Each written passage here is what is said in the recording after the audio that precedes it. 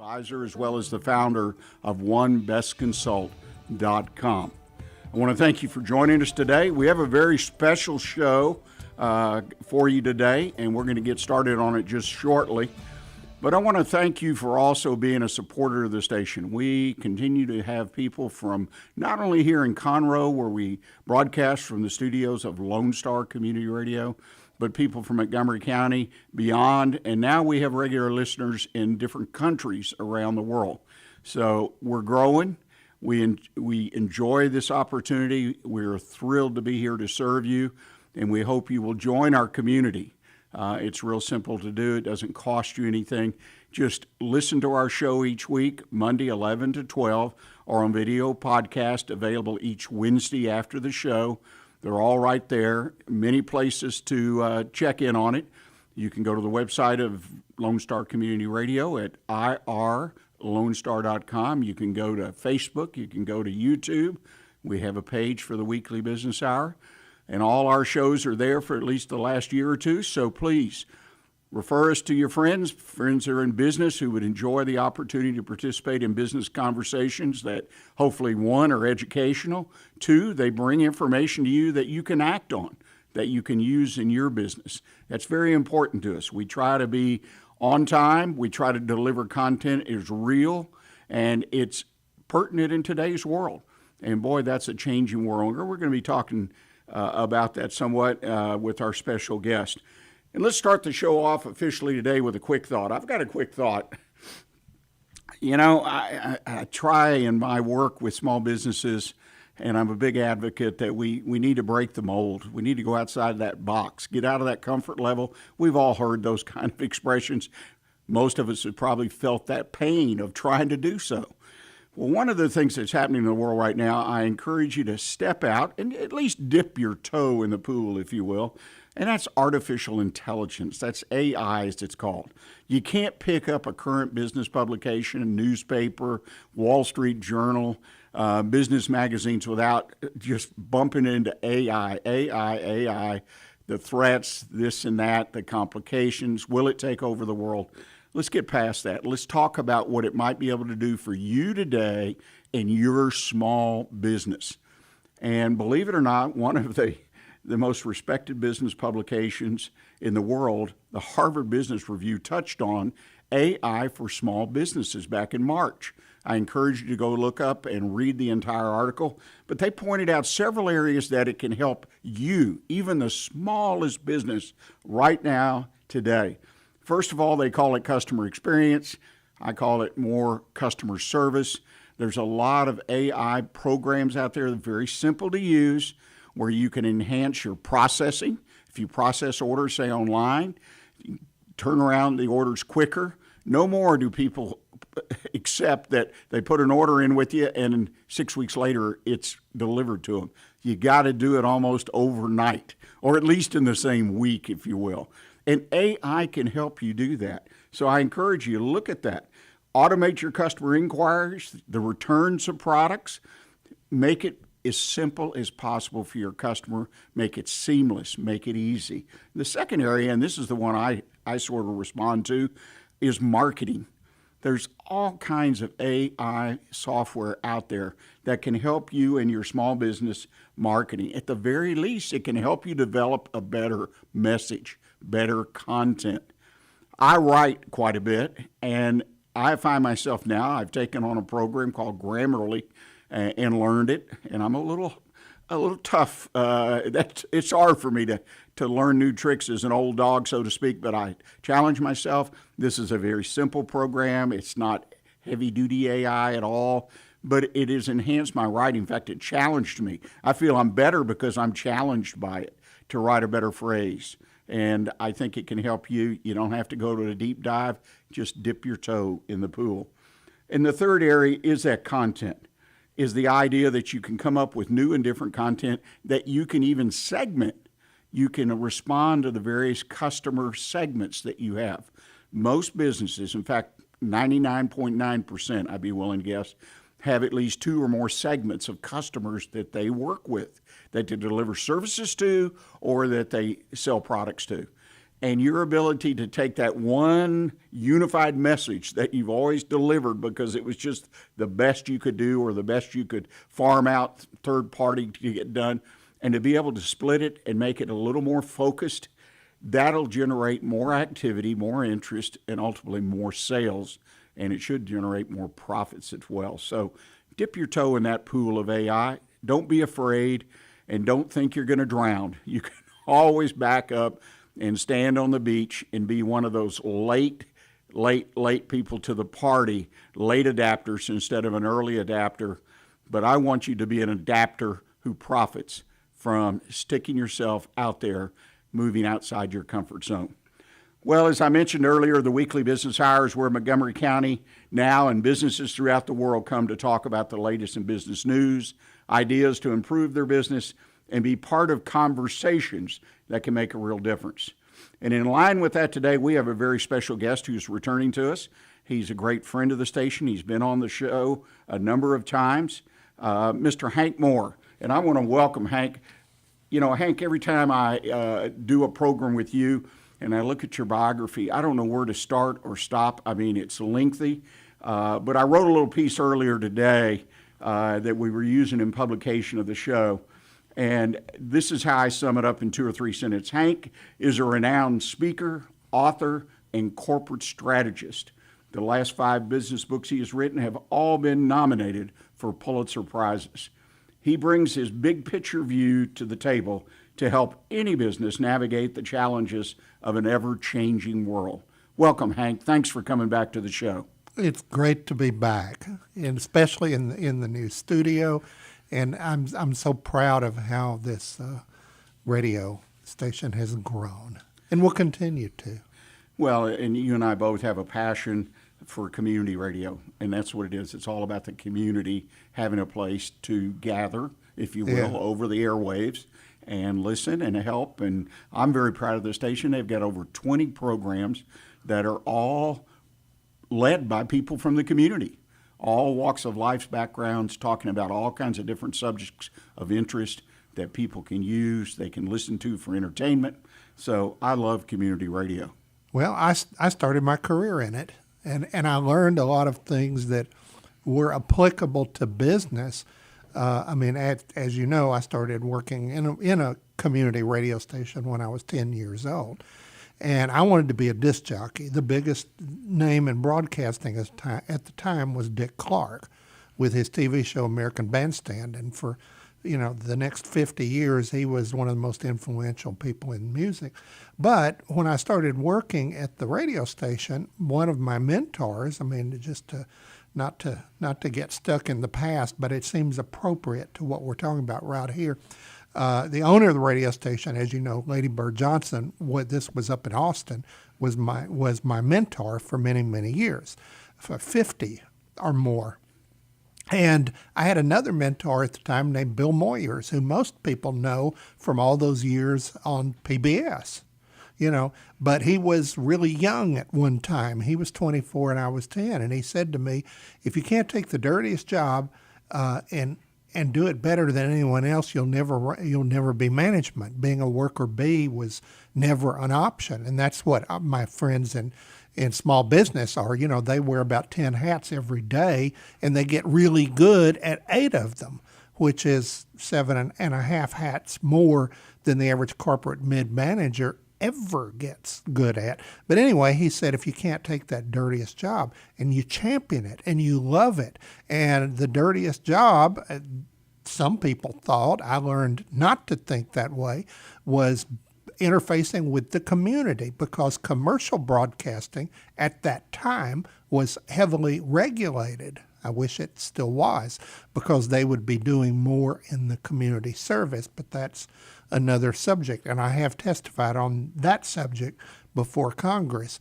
The first time I got boozed, the second time I got a standing ovation. Anyway, he said, if you got to do the dirtiest job. And in the days of regulated radio, being the public service director, and I haven't really talked about that aspect of my career on this show before, but being the public service means you had to talk to the nonprofits. You had to ask them. We were required in those days to do what was called community ascertainment. And you would ascertain what the problems and the challenges in the community were, and then you work together to talk about how you could address them. And that you would tailor your public service announcements, your public affairs programming, and though the bulk of the radio station was to sell advertising and make money and entertain people, there was a community service part of it. And so I found myself going over into distinct neighborhoods in the community, some of them we would call underserved, and which is what East Austin was at the time, very underserved. And we'd ask them, what are some of the challenges? And they would give us that information. We would then write that up, provide it to the Federal Communications Commission, not only as our plan of action, our strategic plan of how the community was going to move forward. You know, the plan never talked about what hit records you played and what quotas of advertising you sold. It talked about what you could do for the community. Would that commercial broadcasting was like that, and that's why with public radio, it's so important, and community radio is that service arm, was, always will be. And so it's just, you know, it's talking to people gives you a chance to build relationships that do turn out to benefit the entertainment programming. And it's just very, very important. I have been saying for 50 years to businesses, what if you did the same kinds of things? What if you did community ascertainment? Talking about business recovery since COVID, I advise businesses all the time to reconnect with their customers. Send them a letter talking about how the company has sometimes struggled, often innovated to recover from COVID, and move forward and get their input. And if that happened more and more, number one, it's a good way to market the company by asking your community for ideas and understanding and support, and that gets you referrals. And it helps all the way around. You know, none of us are in business to give away all of our time and all of our resources, but serving communities is an important way to keep the business, to grow the business, and to pass it on to the next generation. You know, you make an outstanding point, obviously. And I'm sitting here listening to you, and we've talked on this subject before. And in my mind, I think about the small businesses I've worked with, the small businesses around America, and the fact that many of them are, I don't know what the right word, too shy. They don't think it's worth the effort. They won't, again, step out of their comfort zone, reach out to their local community. Even if they sell their products and services in a wide area across the country now with online sales, it can make a huge, huge difference to your business, to the people who work for you, as well as the community those people live in, and you as the owner probably live in as well. Yeah. And it's just a win-win-win-win. It just is. It is, and you know, research tells us, for example, that your employees are one of those constituencies that benefit the most. I mean, just the simple act of employees wearing the company's logo on their T-shirt in a fun run on a weekend, it will improve their productivity threefold and their loyalty threefold. And one of the issues that really came up for business during COVID was, what about employee loyalty? I mean, businesses with loyal employees had a lot of them coming back, even if they had to let them go and not pay them, because up to 72% of companies had to furlough employees. And the loyal ones, particularly the ones that had joined the community, the company and serving communities, they came back, and they came back happier than ever. And there's so much that, I mean, I've written about all this in my book series. I mean, my entire book, Nonprofit Legends, was about this subject. But even when you talk about corporate philanthropy And like I said many times, no business is in business to give it all away. But when you do donate, give, inspire to give, others to give back, ask your customers to join you in a community cause, such as supporting community radio, which stays on. Believe me, PBS does that, and NPR. Believe me, they do that. And I wrote about them in one of my books. But the more people see you giving makes them want to do business and never even consider leaving you for someone across the street. Yeah, it is. It becomes part of that glue that holds things together. Well, ladies and gentlemen, we've already come to the time for our first break. Boy, time's just blowing past us, as it always does in a wonderful conversation. We're going to take a break now, and I hope you'll stay with us. And when we come back, we're going to talk with Hank a little more in depth about post-COVID, since it was only, 10 days, 2 weeks ago, the government announced that we had left COVID behind. So we'll be right back and talk about its impact, potential impact on your business going forward. So please stay with us.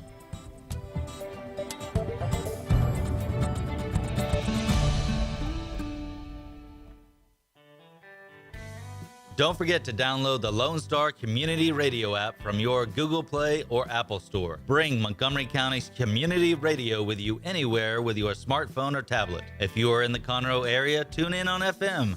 That's Conroe's FM 104.5, 106.1. If you are on the computer, bookmark irlonestar.com as your internet radio station. A Lone Star Community Radio, broadcasting 24/7 from the heart of downtown Conroe, Texas. An estimated 1 in 10 births will result in a neonatal intensive care stay, also known as the NICU. Overnight, a family can find themselves and their newborn baby in a critical situation. The Mila Foundation financially and spiritually assists families in need. If you would like to volunteer or become a monthly sponsor, please visit us at www.themilafoundation.org. Again, that's www.themilafoundation.org, because every life matters. Welcome back, ladies and gentlemen. You're listening to the Weekly Business Hour. I'm Rick Schissler.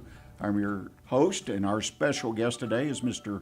Hank Moore, and we've been visiting about the impact of community involvement for you and your businesses to be involved in the community, and the fact that the payback is immense. So there's a big encouragement on the air today for you and your business to go out and get involved in the community. Well, Hank, when we went to break, you had just taken us into COVID and post-COVID now that the administration's declared that COVID is under control, whatever that means. For the sake of going forward, though, in businesses, as I think you alluded to, some businesses reacted to COVID. They did the right things. They took a positive path, and they've come out the other end, if you will, in great shape. Others maybe not so much.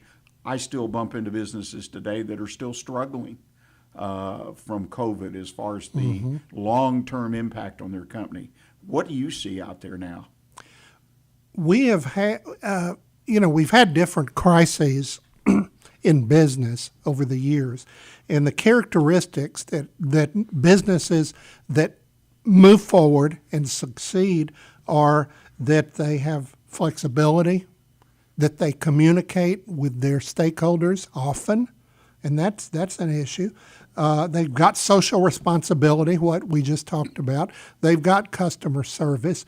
I have been concerned for 40 years that customer service keeps getting worse and worse and worse as time goes on.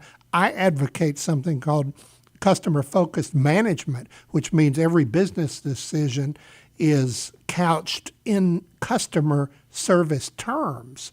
How do we keep customers? How do we attract them? How do we roll up books of business of customers? And then some of the other things that companies, as you said earlier, adaptability, they had to learn to do during COVID, and then overcoming obstacles from a planning standpoint, those of us who advise businesses. And by the way, only a minor portion of a percent of most business consultants, only 2% of all consultants really are true advisors. The rest of them are vendors that are selling, but that's another story, what they have to sell, not necessarily what the customers need. I have seen businesses through different down cycles. That included the dot-com bust, that included after 9/11, after the 2008 to 2010 recession, and then with COVID. In my professional opinion, and it's a terrible thing to say, but it's true, and I sincerely believe it, is 25% of those businesses that went under during COVID probably should have anyway. They weren't ready for what was next. They never were. Only, and I've used this statistic on this show many times, only 2% of the businesses in the world have a plan, a real plan, where they're going, how they're going to get there, how they're going to measure success once they've been there, and how they chart the next area of growth. And what's really interesting is that some of the other issues that happened during COVID, other than the usual burying one's head in the sand or thinking, and I wrote a book about all this, that was called The High Cost of Doing Nothing. And it was, businesses thinking, oh, let's just do what always worked. If it ain't broke, don't fix it. And all of those other silly excuses that they give.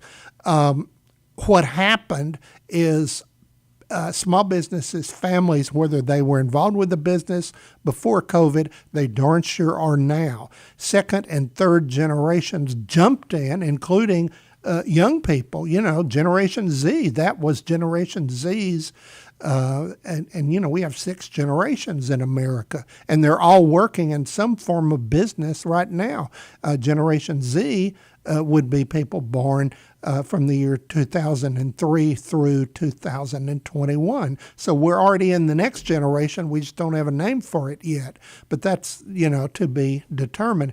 But what was happening was businesses, when COVID started, they didn't necessarily pick up books by me and other people. If they'd wanted to, they could have read a chapter that I did about what we should have learned from the Great Depression, from world wars, from inflation, from all of that. And the common thread is people didn't read because they didn't think it was going to happen to them again, if ever. This can't happen here. And these businesses were suddenly, when you're down and you've been really, some of them counted out, they got to, and we both know businesses that felt like they were counted out, and COVID was their opportunity to rethink, retrench, regrow, and they did it. God bless them, they did it. And some of them had skilled advisors like you and me. A lot of them didn't. One of the things we had to learn, and I did, and I was putting a couple of my business books together during COVID, along with the new book, which we'll talk about in a few minutes, the Pop Music Legends. And what was happening was they realized they just can't do it the way the company founder did it. They can't do it the way they did it or think they did it. Biggest problem in business, and smaller business, I love small business. I've worked with 100 of the Fortune 500 companies. I've worked with hundreds, thousands of small businesses. Love small businesses. They can be anything that they want, while those bigger corporations are stuck in bureaucracies. But the bigger companies are having to think. That happened during COVID. Think more entrepreneurially. Think more like small business would. I wrote in an earlier book about all of that when I wrote about Hollywood, how when the big Hollywood studios were having all kinds of problems and had gotten stuck in the past, they started thinking like independent filmmakers. And that's when everything in Hollywood and everything changed and grew. And so there's great opportunities out there to just rethink. The best takeaway I would give today is talk get a real advisor to meet with you. Many of, as we know, a lot of our friends in Silver Foxes and their other great advisors, just make sure whoever advises you is not somebody's website on the internet. People get the wrong information, misinformation, disinformation, no information. That's the biggest threat, and it came to a head during COVID. No one had ever gotten information from any source. So they go, where do I move next? What do I do? I do something called an institutional review. People go, oh, you've worked with these big companies. You wouldn't come in and meet with me one time. Yeah, someone's got to say, look at the good as well as the bad. I think you will find that the good and the great opportunities offset the troubles 3-to-1, 4-to-1, 5-to-1. They offset the bad. But a lot of times they think they need to have one piece of the business fixed rather than acknowledging that there's any kind of a big picture. There has to be a big picture. And this is not a big, and you mentioned Harvard Business Review earlier. I just got inducted into one of their halls of fame because I've been writing for them for 25 years. Many of these book chapters were originally tested in white papers on Harvard Business Review. And that was a spinoff of when I met Peter Drucker in the 1990s, getting referred to them. But anyway, what happens is you learn, you share with other people, and you grow. And independent assessments don't have to be the end of the world. They can and usually are the beginning of, oh, really, if I change this, this, and this, then it'll have positive effects on that, and that. And niche consultants don't always discuss that with them, but it's important that they have a real live advisor. That's one thing that's so important from every downturn. I mean, I was working with a ton of tech companies after the dot-com bust. Once the business world said, let's get real about technology. Let's really talk about. And that's how I got involved with Hewlett-Packard and some of the big guys. Strategy can come sometimes when the market forces you to get it. Well, a couple comments that I think are interesting based on some what you just said. You mentioned Hollywood, and they had to reinvent themselves and look at different ways of doing business to stay successful. Well, and I mentioned Hollywood because all of us can read or see in the news, whatever, always some Hollywood, this, that, whatever. Well, the big thing I see and has been coming like a quiet but very powerful avalanche is the shifts in Hollywood now. And everything I've read on Hollywood the last 30 days is how the studios, the Netflix, the whatever, are having to cut expenses because they went out and created a lot of very expensive content and their avenues of distribution and marketing. Of course, we know what happened to theaters. And so they're having another revelation of, we've got to make some changes. And of course, the accountants are in charge now. Let's cut the expenses. But I'm anxious to see how they reinvent. Point being is, this happens every day around us in different industries and different times. Absolutely. Big tech, look right now. They've been under attack, antitrust, the government, and they are in the process of having to reinvent themselves. And a lot of them are going to come to the conclusion, and I predict it, and it's going to be a good thing, the more that they can self-regulate and self-rein in the bad guys from the industry. This whole other series of stories.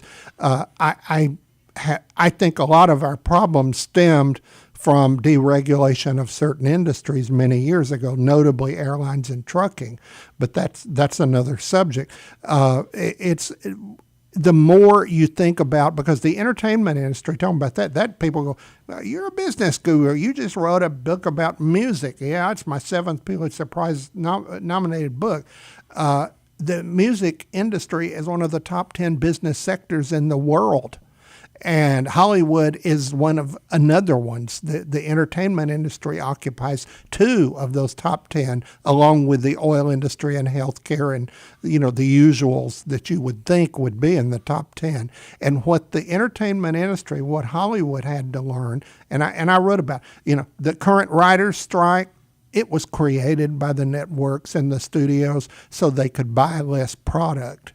It was not, it can't be blamed on the writers, but that's, what has They're gonna happened. have to reinvent themselves from what I read. I think you'll find a lot more of them are moving to Canada. I have a chapter in one of my books called Hollywood North, and that's what the Canadian film industry is. And the Canadians saw a lot of the squabbling. Like again, this was in one of my other books. The biggest problem with the entertainment industries is the suits in the corporate offices in New York don't like the creative types on the West Coast, and they fight, and they find ways of cutting. And one of the ways of cutting is to order less episodes of episodic dramatic TV and filling up the airwaves with those stupid game shows that are cheap to produce and those so-called reality shows.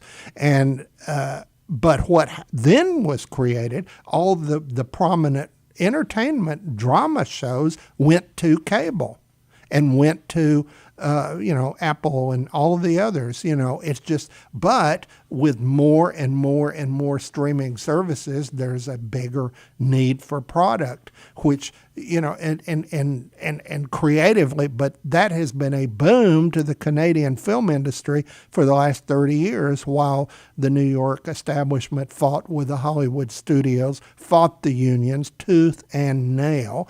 And that's why Hollywood North is one of the most dynamic filmmakers in the world now.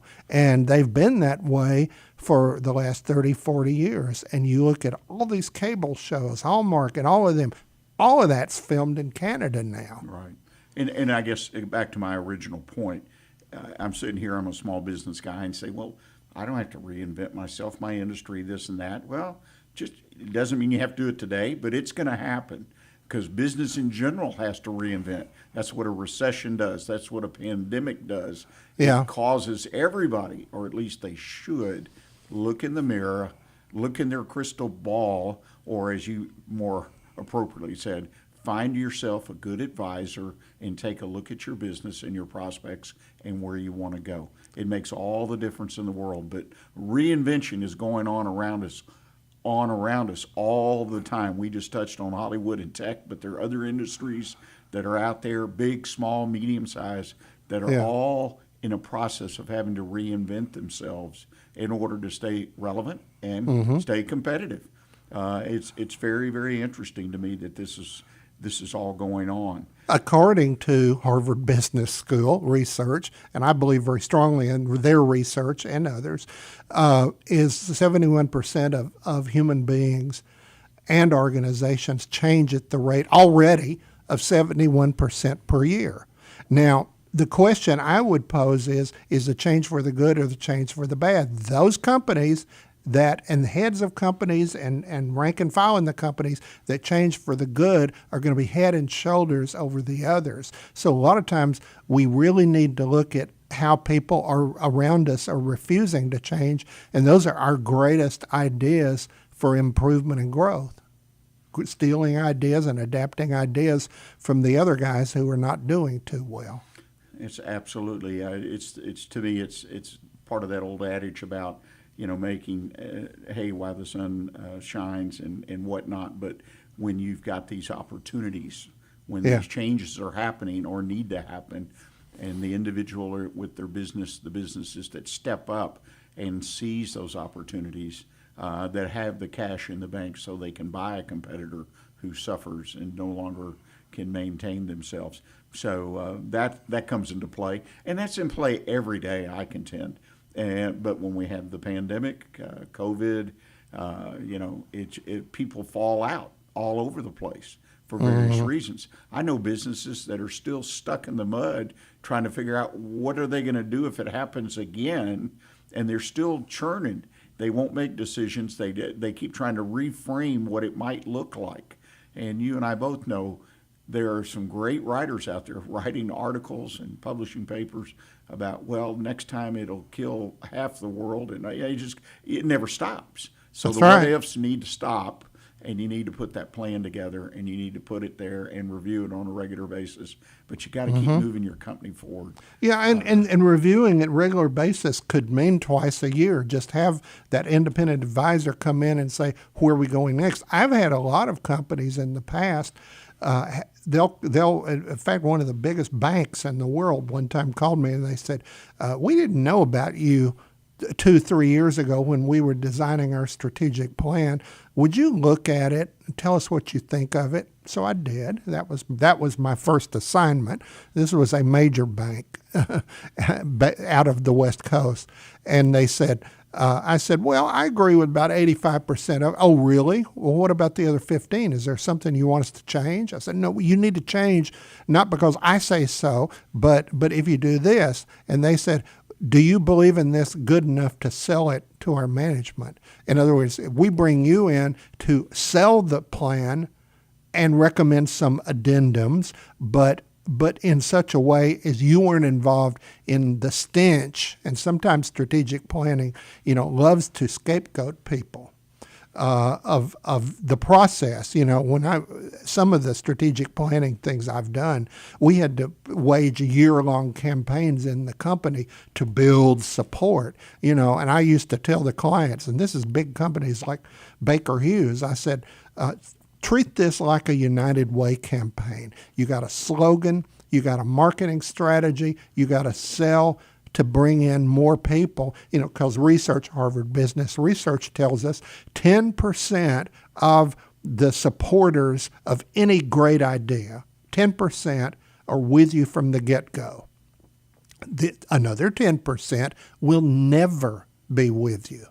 The art and the skill of building constituencies, and to use another term, building community, is what do you do about that other 80%? How do you hasten getting bigger percentages to get you over the 50% quicker rather than later? And that's just that's how you do it. So statistics are not just, in books and to be scaring people off. It's what you do with them. Right. It's got practical use. I learned that back in my college days.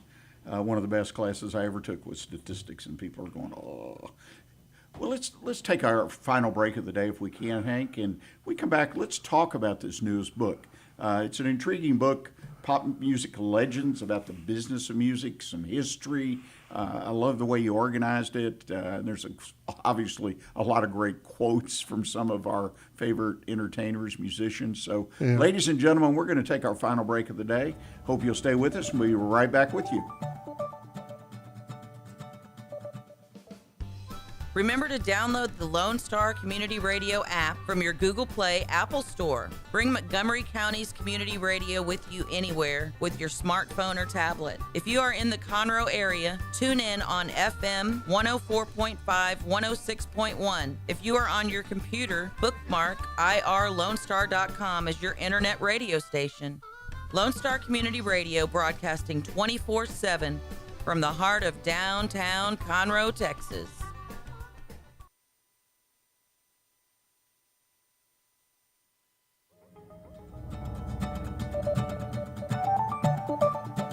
You're listening to the Weekly Business Hour. I'm Rick Schissler. I'm your host. And today we're having, I think, a very germane, on-point conversation with our very special guest, Mr. Hank Moore.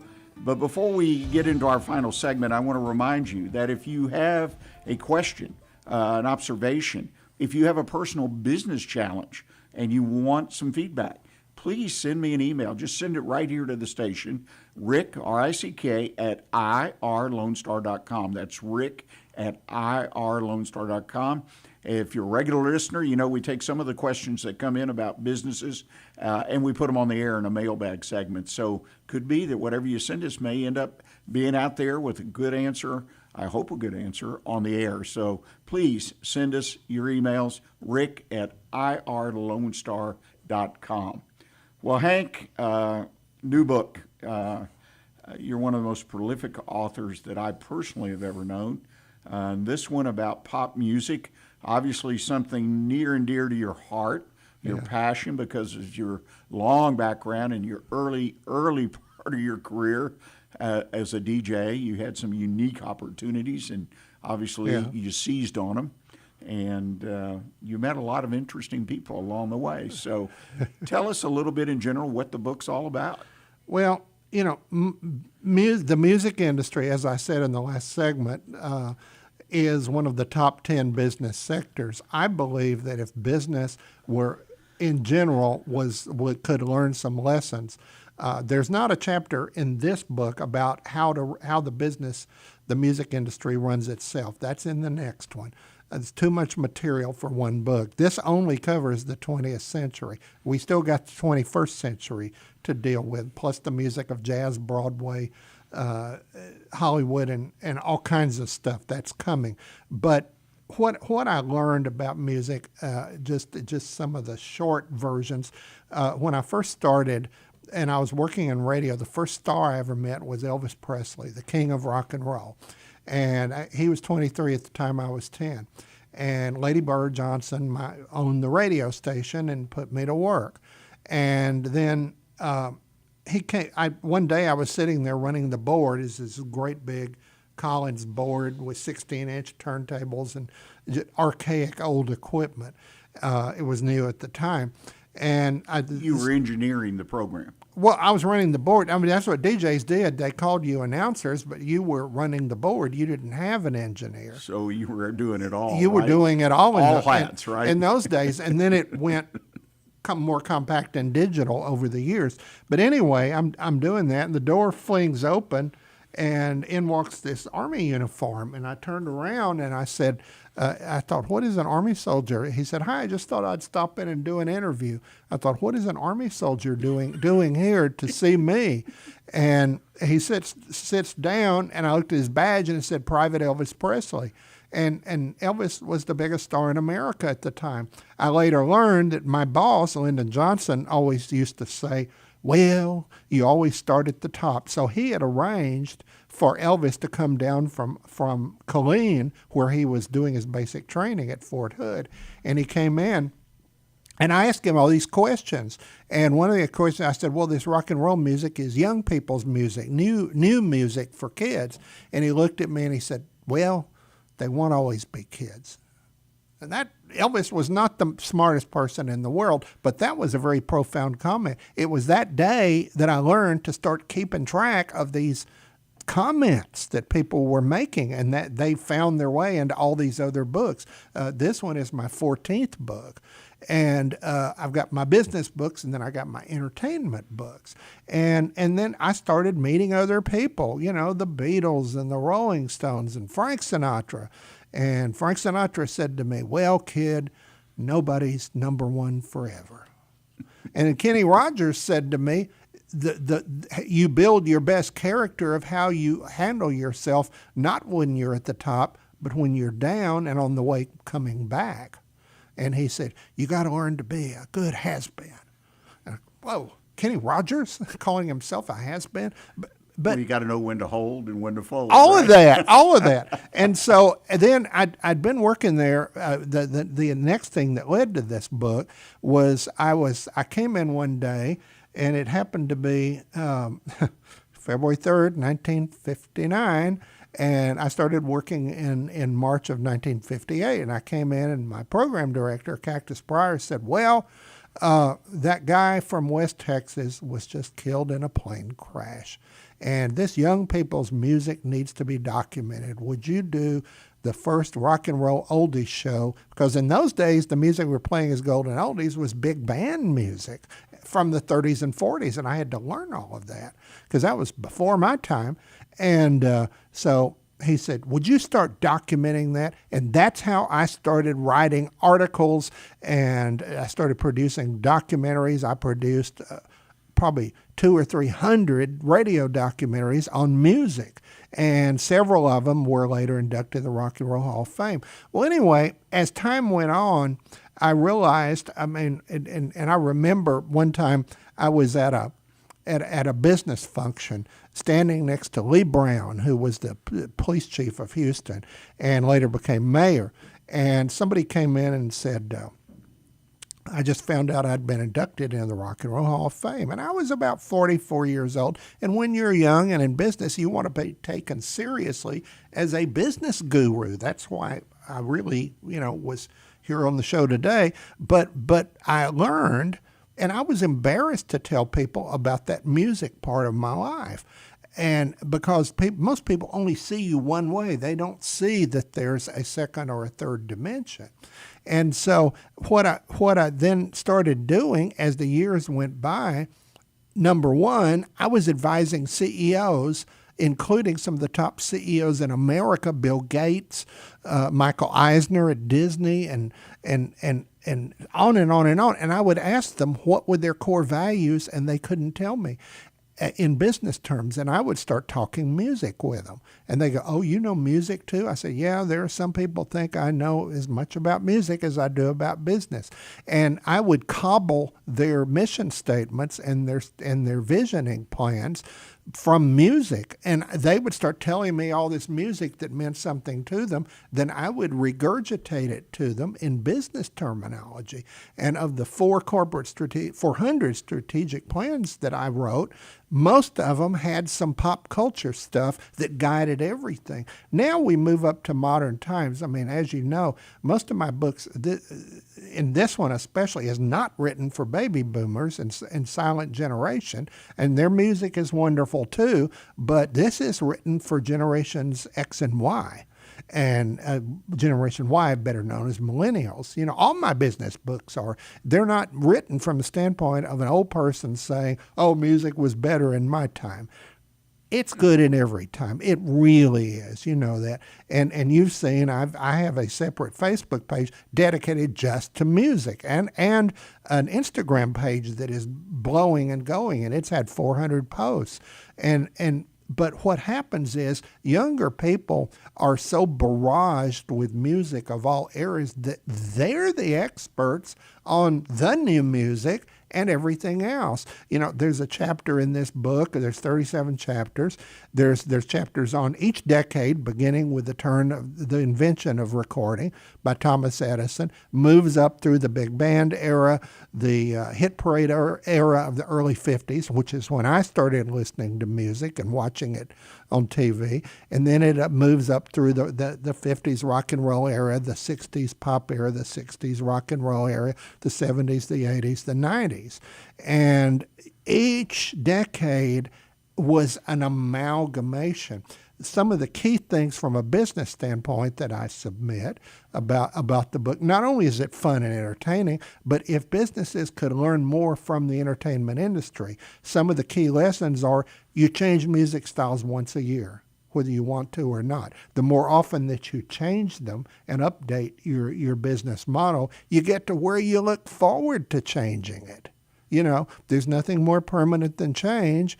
And change has a way of replicating itself. My friend Sonny Bono wrote a song on that subject called "The Beat Goes On." That's what it's about, And it wasn't just a hit song in 1967. It's a mantra for the music industry moving forward. That's why he and Cher are pictured in the book with me and all that stuff.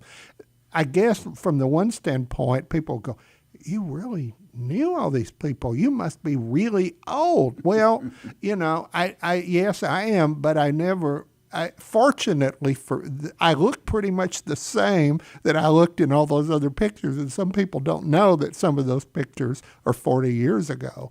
But the music stays. It keeps growing and growing.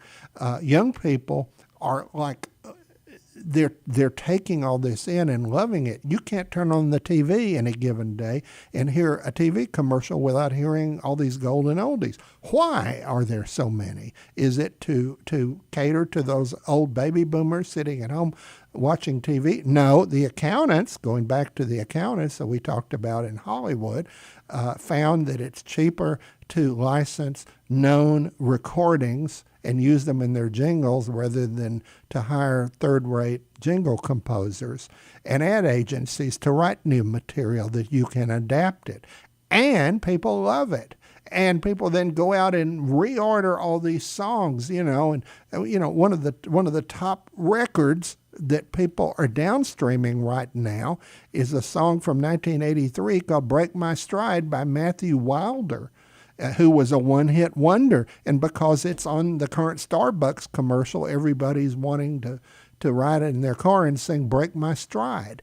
It goes on and on and on. And it's so nice to watch it and to share that we were all young once. We had our music when we were young, but even when we were young, as for me, I went out and learned all that music from the 1920s, 30s, and 40s. When I wrote that book, my two COVID projects were Big Picture Business Book 4 to wrap up that series, and this book.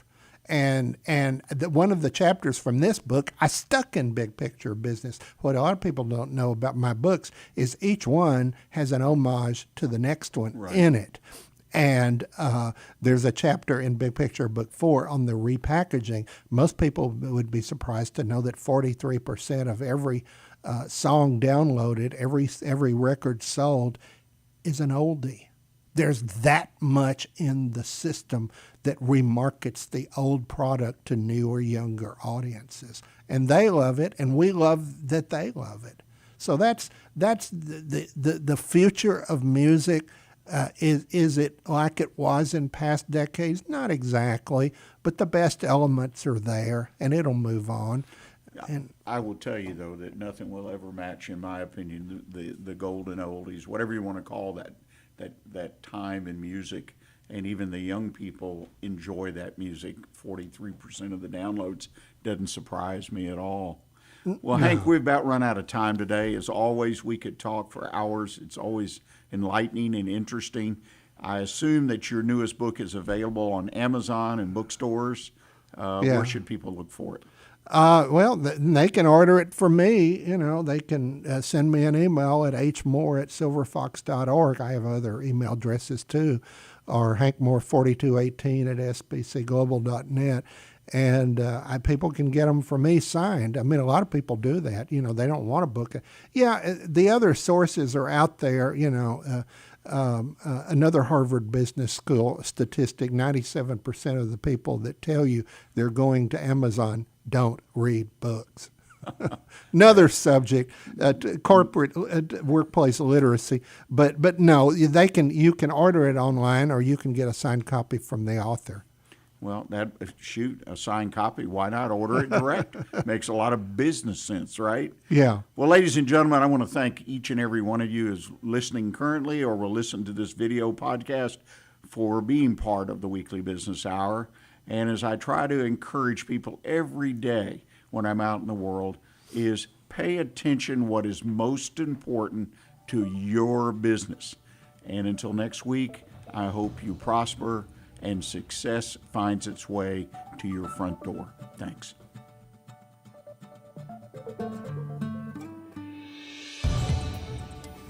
Listen in Mondays at